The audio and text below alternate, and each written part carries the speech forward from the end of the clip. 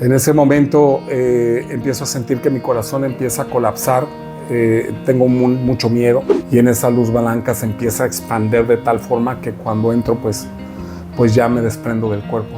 Pues estoy amaneciendo bien crudo y de repente escucho una voz, así literal, que me dijo Juan Manuel, cantando la guruguita, hermoso. Sentía yo el canto de Om Namah Shivaya de una forma impresionante.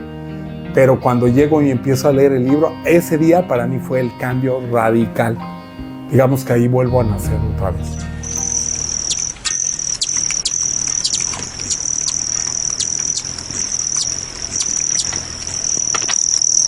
Es lo que tengo entendido. Cuando pasa esto y empiezo a sentir esta sensación de muerte, y digo esta sensación de muerte porque la conciencia te avisa. La conciencia te dice, bueno, pues prepárate, es tiempo de irnos, ¿no? Es como un diálogo interno. En ese momento empiezo a sentir que mi corazón empieza a colapsar. Tengo mucho miedo. Me empezó a dar mucho miedo. Empecé como a llorar, a decir, no quiero morir. Empieza mi corazón a dejar de latir, ¿no? Hasta el grado donde empieza a latir muy despacio. Cada vez que se iba, digamos que desacelerando mi corazón, iba entrando también en una pausa, en una calma muy grande, hasta que empiezo a sentir un ruido en mi cerebro. Empiezo a ver algo muy oscuro, pero dentro de eso oscuro viene una luz blanca, y en esa luz blanca se empieza a expandir de tal forma que cuando entro, pues ya me desprendo del cuerpo. Sí me alcancé a ver en la plancha. Y en ese momento ya no era la misma sensación, digamos, de estar en un cuerpo con dolor. Sentí mucha libertad, pero también hubo un recuerdo de memorias de toda mi existencia. O sea, es como desde la parte donde estaba trabajando y empezar pues, a recorrer todos los años hasta el vientre de mi madre y mucho más, ¿no? Hasta ver galaxias, estrellas, planetas. Larvas, ¿no? Eso lo recordé ya después, cuando ya entré en el camino del espíritu, ¿no? Todo eso no lo recordaba, pero lo viví. Entonces, cuando regreso en sí, ya habían pasado varios días, no recuerdo si una semana, de lo que yo me acuerdo de conciencia, que es cuando ya empiezo a escuchar a los médicos que me están explicando que estoy en un caso cuadraplégico, donde me están preparando porque pues dicen, viene algo muy difícil para ti porque la lesión fue muy alta, se dañó la médula espinal, entonces prácticamente de por vida vas a estar cuadraplégico. O sea, no hay forma, no va a haber forma de que puedas, pues siquiera tocarte el cabello, ¿no? Mover tus manos. Entonces ahí es donde empezó, pues, digamos que yo le llamo mi exilio o mi infierno, ¿no? Fue muy impactante porque pues siempre fui muy deportista de alto rendimiento. Fui una persona muy hiperactiva, ¿no? Siempre me gustaba la acción y de repente el quererme mover, y por más que había voluntad, pues no había respuesta del cuerpo. Pues eso fue para mí muy impactante. Porque aparte, cuando despierto y abro los ojos, pues estaba entubado. No había forma de comunicarme con nadie. No me entendían. Pues obviamente que yo queriendo pues hablar, pues hablaba mi mente, ¿no? Y hablaba desesperado de qué está pasando, pero pues ni siquiera hacer un gesto, ¿no? Era de, ¿qué estás diciendo? No te entendemos. Hasta que me empezaron a entrenar un poquito de cierra los ojos una vez para decir sí, cierra los ojos 2 veces para decir no, y era pues lo básico, ¿no? Tienes hambre, tienes sed, te duele algo. Y pues eso estaba pues muy fuerte a nivel psicológico, a nivel emocional. ¿Cuánto tiempo estuviste en ese estado? Yo creo que en el estado de cuadrapléjico como tal, así de nada más mover los ojos, fueron como el mes y medio, que fue lo que estuve en el hospital. Porque no es, o sea, aunque iba avanzando cada vez más, moviendo un poquito el cuello y todo, porque una parálisis es eso, o sea, no puedes mover el cuello ni siquiera para la izquierda o para la derecha un poquito, es completamente paralizado. Y sin embargo, como iban pasando los días con las terapias y todo, pues yo iba sintiendo un poquito más de movilidad. Pero sí me acuerdo que cuando salgo del hospital, pues sí, salí todavía con la cuadraplegia. Salí del hospital porque pude respirar por mí mismo. Digamos que di los signos como para tener lo suficiente en un cuarto, en una habitación, y gracias también a la empresa que me ha apoyado siempre, pues ahí me dieron como también todas las facilidades para poder tener un enfermero, para poder estar en una habitación, digamos que condicionada, ¿no? Con oxígeno, con todo eso. Entonces por eso me dieron de alta, si no me hubiera aventado más tiempo. Pero pues sí fue 1 mes y medio, casi 2 meses de estar en terapia intensiva. ¿Qué sucede después de eso? ¿Cómo continúa tu vida? ¿Cómo es llegar a tu casa en esa situación? Después, como dices, ¿qué cambia en ti, no? No, pues... Pero sobre todo antes de ya el despertar de tu conciencia, ¿qué significa para ti el estar en eso? Dices que es como estar en el infierno. ¿Qué es el infierno para ti, no? Para mí el infierno, pues, olía a muerte. Había risas, burlas. Había un grito desesperado, habían unas ganas de matarme, de no querer vivir. Yo creo que para mí eran escenas de terror, ¿no? Porque eran cualquier sonido de ambulancia, era un impacto bien fuerte. Pues querer pedir ayuda y no poder hablar, por ejemplo. Ansiedad, miedo, pánico, un estrés todo el tiempo. ¿Esas risas y todo eso que escuchabas era una creación de tu mente o realmente lo soñabas? Pues es que hoy en día lo conozco como un aspecto de mi consciente. En aquel entonces, pues no, a lo mejor si hubiera tenido hoy las bases, pues hasta hubiera salido caminando, ¿no? O sea, si hoy tuviera esas, si en aquel entonces, hace 18 años, hubiera tenido las bases que hoy tengo, el conocimiento que hoy he adquirido, ¿no? La comprensión que he adquirido. Precisamente porque al momento de conocer estos planos dimensionales o estos planos de conciencia, pues hubiera podido decir, ok, ahorita estoy en la franconciencia, voy, me meto, me concentro y respiro. En aquel entonces no había nada. Entonces cuando yo digo risas, imágenes y todo, es porque hay un estado de miedo, y en ese estado de miedo pues hay egregores, y estando en un hospital pues hay muchísimas larvas energéticas, parásitos energéticos. Hay mucho en juego que en aquel entonces pues no, ni me pasaba por la mente.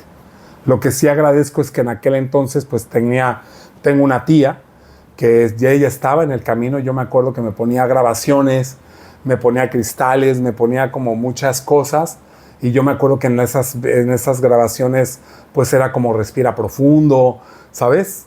Pero pues, no tenía yo el conocimiento suficiente para poder entender qué estaba pasando a nivel psicológico. ¿Pensaste en renunciar a la vida? Sí, por supuesto. Sí, varias veces. Yo creo que todos los días. ¿Por qué? Porque la parte postraumática de un accidente y, por ejemplo, teniendo traqueotomía, pues imagínate que la traqueotomía, aparte fue un fumador activo durante muchos años, llegué a fumar 3 cajetillas de cigarro. Entonces, el nivel y la cantidad de flemas que yo traía en los pulmones era muchísima. Entonces, cuando hay una traqueotomía, así como respiramos con la nariz, pues estás respirando con el hoyo que tienes en la ¿cómo se llama? En la laringe, ¿no? En este tracto de respiratorio. Entonces, estaba respirando con mi cuello, literalmente. Entonces, cada flema que venía se tapaba el tubito, entonces tenían que meterme un tubo de extracción para poder sacar las flemas. ¿Por qué? Porque al momento que hay una lesión medular no hay diafragma, se pierde el diafragma, y el diafragma, con el diafragma hablas, con el diafragma toses, con el diafragma gritas, con el diafragma hablas.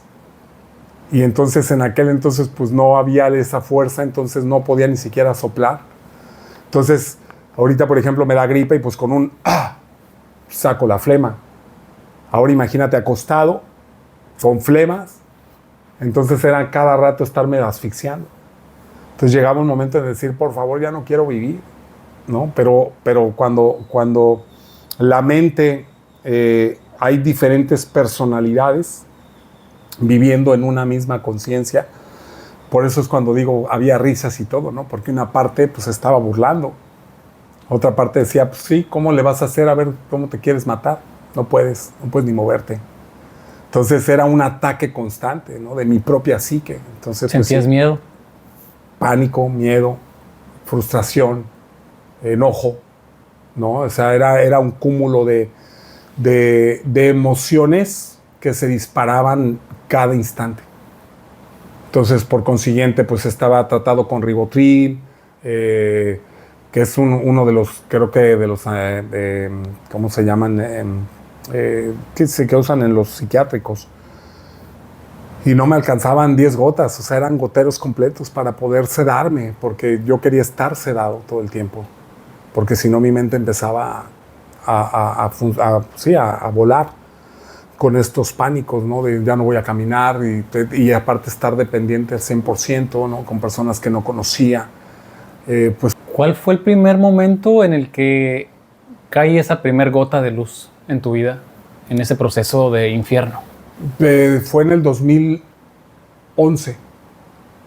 Los primeros 4 años fueron del 2007, bueno, a finales del 2007 al 2011, en noviembre. Esos 4 años regresé a tomar, fíjate como cuadrapléjico, y tenía aquí gente que me apoyaba para tomar mi alcohol, para fumar. O sea, seguías sin poder moverte. Sin poder moverme, pero ya podía hablar, entonces pues ya pedía, ¿no? A ver, pues ya quiero un trago, porque quería estar como ahogado todo el tiempo en el alcohol. ¿Por qué? Porque era muy fuerte lo que estaba viviendo por dentro. La última borrachera que me pongo en el 2011, pues estoy amaneciendo bien crudo y de repente escucho una voz, así literal, que me dijo Juan Manuel. Para mí fue como un rayo, ¿no? Despierto, consciente, escuchaste la voz. Consciente y sintiente y bien crudo. Y al grado que fue que dije, ¿quién me está hablando? Y dentro de mí me dijo, ¿no has entendido la lección? Y ahí fue donde rompo realmente.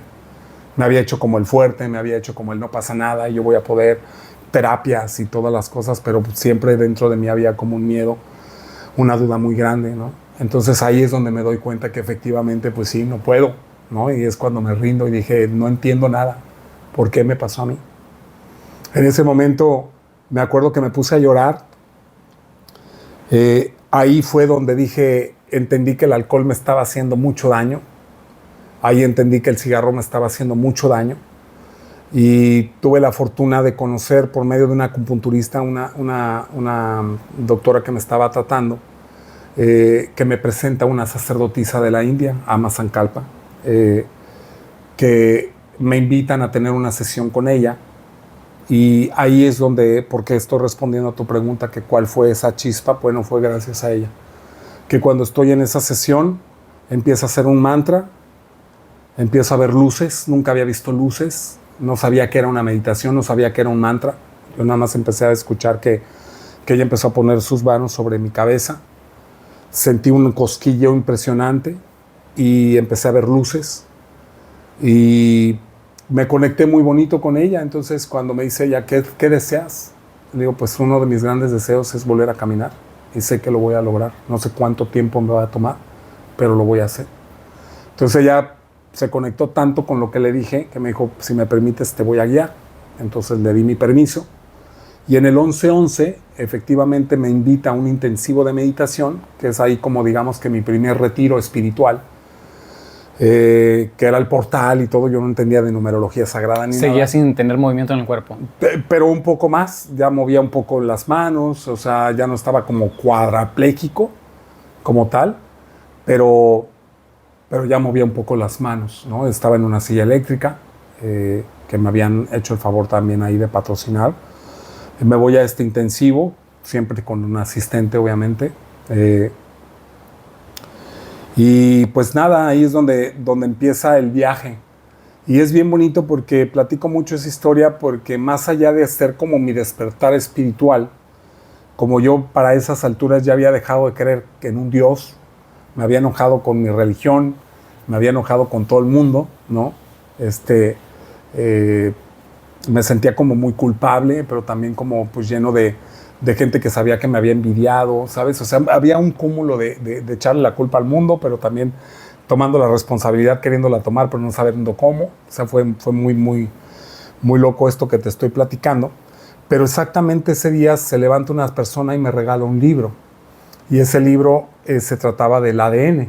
Decía, es un libro de la doctora Kisori, que habla precisamente de la capacidad de reprogramar tu ADN. Se llama ADN sin misterio. Ahí digamos que es donde yo puedo mencionar que fue mi verdadero despertar con ese libro. Porque es un libro que es un libro científico, pero es un libro con unos protocolos que hice a través de un péndulo y que ahí pude entender muchísimas cosas gracias a ese libro. Ni siquiera vino por un doctor o médico, sino gracias a ese libro empiezo a entender qué es la Kundalini, qué es la Shakti, qué es el Brahma, qué es Ida, Pingala. ¿Por qué? Porque pues, era el lenguaje que yo usaba. Me empiezo a meter qué es el ADN, cómo funciona el ADN, cuántas capas de ADN hay. Es un libro que también al estarlo leyendo lo comprendía completamente sin saber biología o metafísica. Me llegaba a la comprensión y ahí es donde siento que fue mi gran despertar.